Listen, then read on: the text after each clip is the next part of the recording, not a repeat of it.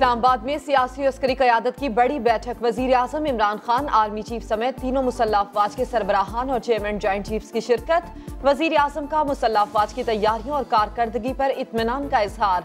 कहा, मुल्क की दिफा पर कोई समझौता नहीं करेंगे।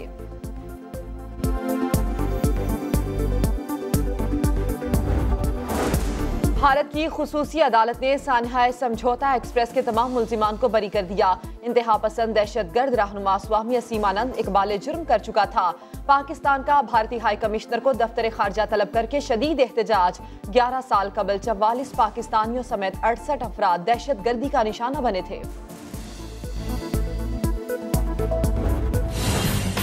Banned organizations, मैं नहीं मानता this again and again and again and again and again कि बैन ऑर्गेनाइजेशंस के खिलाफ एक्शन लिया गया। मैं नहीं मानता। आप कहते हो आपने अरेस्ट किया है, मैं कहता हूँ कि नहीं, आपने उनको प्रोटेक्टिव कस्टडी में डाला है ताकि इंडिया का जहाज उनको ना उड़ा दे।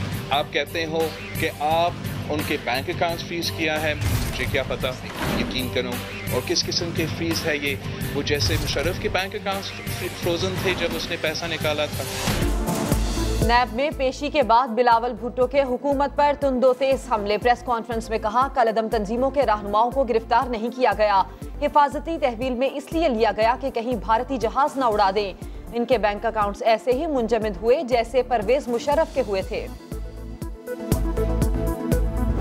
अब ये जो बिलावल बात कर रहा है, ये तो बेसिकली वो बात कर रहा है बदकिस्मती से जो नरेंद्र मोदी के बयानी को तक़वियत देती है। एतजाज एहसन साहब हैं, रज़ा रब्बानी साहब हैं, खुद उनके वालिद पाकिस्तान के सदर रहे हैं। बच्चे को समझाना चाहिए, बच्चे को थोड़ा ट्रेन करके बिठाए ना, थोड़ा लीडरशिप करवानी है, थोड़ा समझा दे बच्चे को। भारत की जुर्रत नहीं कि जहाज उड़ाकर पाकिस्तान में आए। विफाकी वजीर पार्लिमानी उमूर अली मोहम्मद खान की बिलावल भुट्टो के बयान की शदीद मजम्मत। कहा, बिलावल वही जुबान बोल रहे हैं जो भारत का बयानिया है। पीपल्स पार्टी बच्चे को समझाए। पाकिस्तान ने दहशतगर्दी के खिलाफ सबसे ज्यादा कुर्बानी दी। वजीर रेलवे शेख रशीद ने भी बिलावल भुट्टो को भारतीय मीडिया का एजेंट करार दे दिया। कहा, भारत के जहरीले प्रोपेगेंडे को सपोर्ट किया जा रहा है।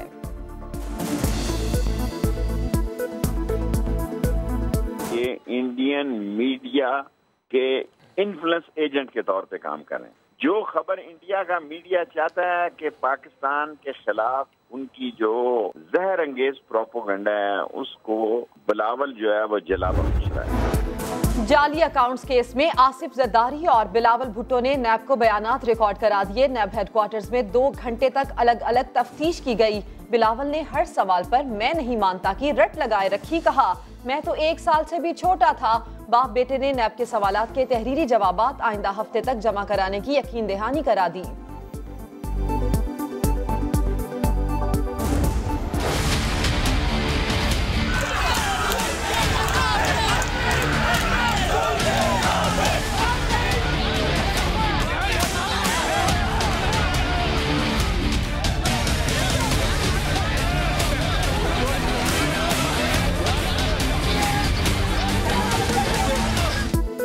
नारे, धक्कम पेल, पथराव और पकड़ धकड़। क़यादत से इजहार यकजहती के लिए पहुंचने वाले जियालों की हंगामा आराई।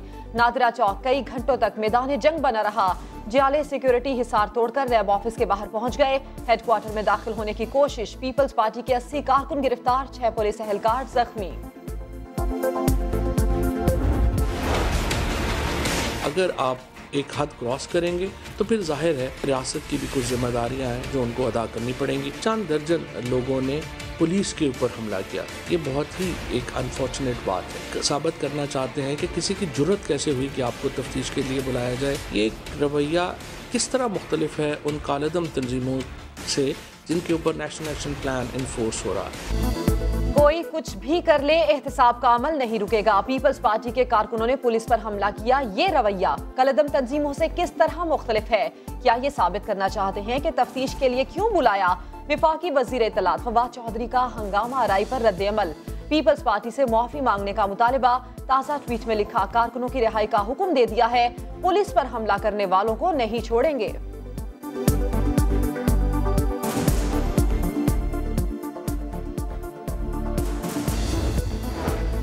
सानिहाय मॉडल टाउन की तहकीकात में तेजी। GIT ने कोट लखपत जेल में साबिक वजीर आजम नवाज शरीफ का बयान रिकॉर्ड कर लिया।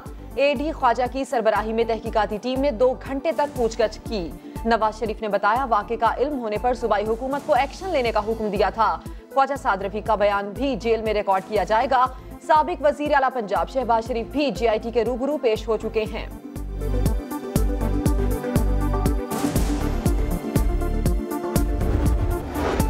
बहावलपुर के सरकारी कॉलेज में फेयरवेल पार्टी की हिमायत करने पर तालिब इल्म ने प्रोफेसर की जान ले ली। 17 साला खतीब हुसैन ने बात ना मानने पर उस्ताद पर छुरी से हमला कर दिया। प्रोफेसर खालिद अस्पताल में दौरान इलाज दम तोड़ गए। रूहानी बाप को बेदर्दी से कत्ल करने पर भी मुलजिम को कोई शर्मिंदगी नहीं।